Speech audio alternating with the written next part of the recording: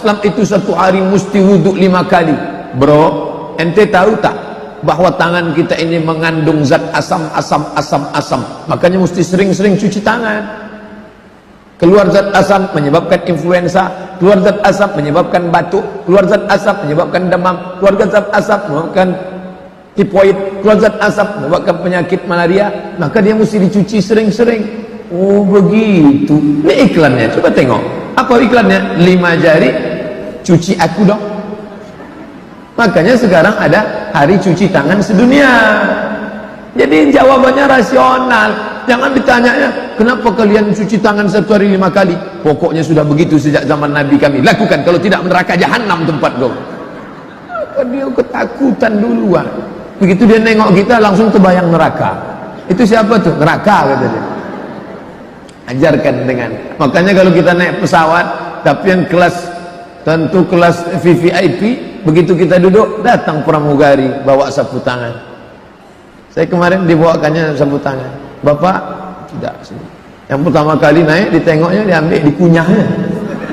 Berasap, tengok sangka roti hangat.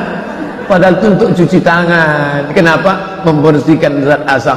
Siapa agama yang paling bersih di dunia? Islam. Bangun pagi cuci tangan, salat zuhur cuci tangan, salat asar cuci tangan, salat maghrib cuci tangan, salat isya cuci tangan, mau tahajud witir cuci tangan, iktikaf bersih. Jadi dia tertarik masuk Islam karena kebersihannya.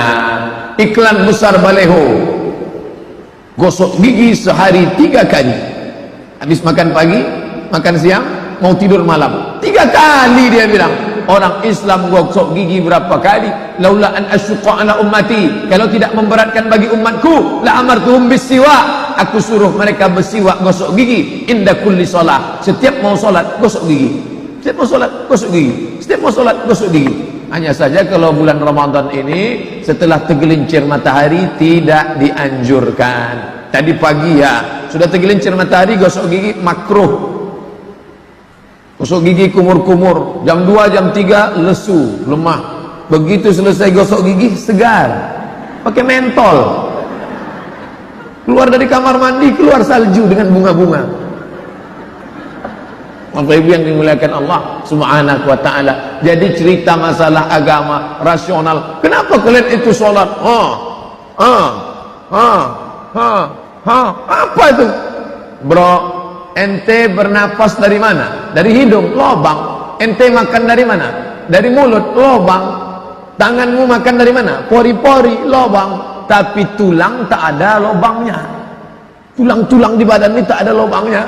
Lalu tulang itu makan dari mana? Dari banyak digerakkan. Makanya kami banyak bergerak. Tulang leher, bagaimana menjaga tulang leher? Banyak bergerak. Makanya hari Kamis pagi pegawai-pegawai kantor dinas teng teng teng teng teng. Tapi banyak pegawai di Pekanbaru ini bukan tulangnya sehat karena tak bergerak. Biji matanya bergerak nengok instruktur senam. Padahal kalau dia sholat, berapa kali dia menggerakkan tangan? Allahu Akbar, Sami Allahu liman hamidah, Allahu Akbar. Ketika rukuk, kaki tak boleh ditekuk, lutut itu tak boleh ditekuk. Tasyahud, kaki meregang semuanya dan lehernya. Berapa kali dia mengucapkan salam? Assalamualaikum warahmatullah, Assalamualaikum warahmatullah. Qabliyah subuh, salat subuh, tahiyatul masjid, qabliyah zuhur, salat zuhur, ba'diyah zuhur, qabliyah asar, salat asar, qabliyah maghrib, salat maghrib, ba'diyah maghrib, qabliyah isya, salat isya, ba'diyah isya, salat witir, salat tahajud, salat. Banyak. Leher orang yang paling sehat, leher orang Islam, paling bersih orang Islam. Kami memang pakai sarung, kami memang nampaknya sarungan. Kalian pakai jas, pakai dasi, tapi tak berbasuh. Ustadz ini ceramahnya rasialis ini bukan menjaga kebinekaan ini. Saya sedang menceritakan bagaimana Islam menghormati tetangga, saudara, kawan, kerabatnya. Nabi Muhammad SAW jangan bayangkan dia bawa pedang panjang. Siapa yang tak masuk Islam, pancung kepalanya. Nah, Nabi sampai ke kota Al-Madinah Al-Munawwarah. Di sana ada 3 Yahudi tambah 1 kampung. Yahudi Bani Nadir, Yahudi Bani Quraizah, Yahudi Bani Qainuqa, Yahudi Khaybar. hidup adem ayam tentram. Bahkan ada satu istri Nabi orang Yahudi namanya Sofiyah binti Huyai bin Akhtab. Pagi-pagi Sofiyah datang menjumpai ayahnya. Ya, malam tadi aku menengok ada bulan turun di pangkuanku. Datang Huyai ditempelengnya Sofiyah, lepak, berdarah bibir Sofiyah. Kenapa? Karena mimpinya itu ayahnya tahu. Orang Yahudi hebat takwil mimpi. Mimpi memangku bulan artinya menikah dengan Nabi Muhammad sallallahu alaihi wasallam. Karena Nabi Muhammad itu diumpamakan dengan bulan purnama yang menerangi malam gelap gulita. Makanya dia disambut dengan tala'al badru alaina. Al-Badru. Kalau bulan itu bulat namanya Al-Badru. Kalau bulan itu masih sabit namanya Hilal. Dua-dua sudah jadi nama orang Pekanbaru, Pak Badar dan Pak Hilal. Laki-laki Badarudin, perempuan Badariah. SMS tak dibalas, telepon tak diangkat. Siti Badriah. Bapak Ibu yang dimuliakan Allah Subhanahu wa taala. Maka Nabi Muhammad itu disebut dengan Qamar. Qamar artinya bulan. Makanya ada syair yang dibuat oleh sahabat Nabi Hasan bin Sabit. Nabi Muhammad disebut dengan Qamar. Qamarun, Qamarun, Qamarun sidnan Nabi, Qamarun. Nabi diumpamakan sebagai bulan yang menerangi. Bermimpi dia memangku bulan, maka kemudian ditempeleng oleh bapaknya, berarti kau akan menikah dengan Muhammad. Mimpi itu terwujud. Sofiyah memang menjadi istri Nabi Muhammad sallallahu alaihi wasallam, masuk Islam, tapi mertuanya tetap Yahudi. Jadi kalau ada orang mengatakan agama kalian rasialis, setiap beda dengan Islam pancung kepalanya, bagaimana mungkin kami mengatakan agama kami rasialis sedangkan Nabi kami istrinya ada orang Yahudi? Sofiyah binti Huyai, istri Nabi ada yang Kristen, ada masuk Islam. Siapa namanya? Maria Al-Qibtiyah. Maria namanya. Hadiah dari mana?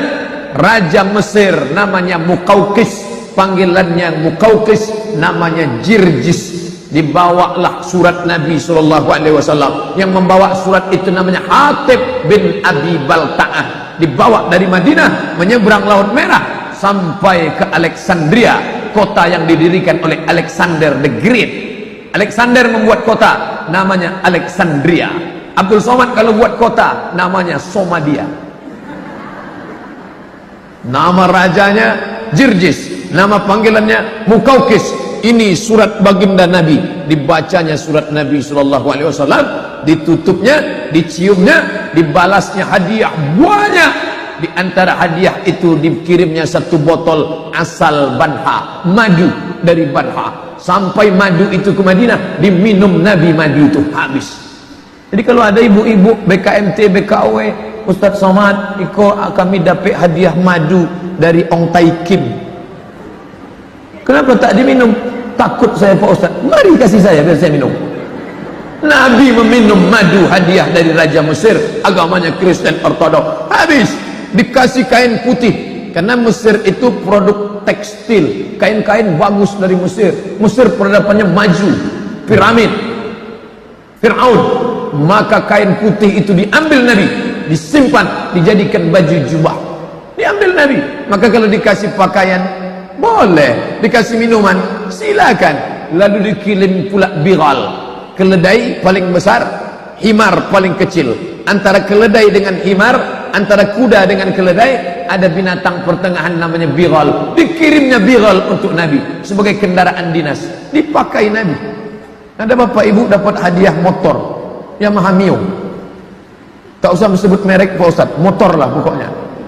Dapat, ya boleh dipakai, kecuali ada stiker-stiker, dipasangnya stiker haleluya, dipasangnya stiker agama, home santi home, itu baru tak boleh. Tapi anda dapat tanya dia, ini stiker boleh kami copot? Boleh, ganti, Allahu Akbar.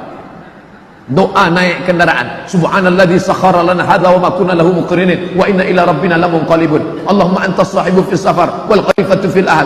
Apa salahnya menerima hadiah? Boleh. Dikirimnya perempuan 2 orang, satu namanya Sirin, satu namanya Maria Al-Qibtiyah. Sirin dinikahkan dengan sahabat Nabi yang belum menikah, namanya Hasan bin Sabit.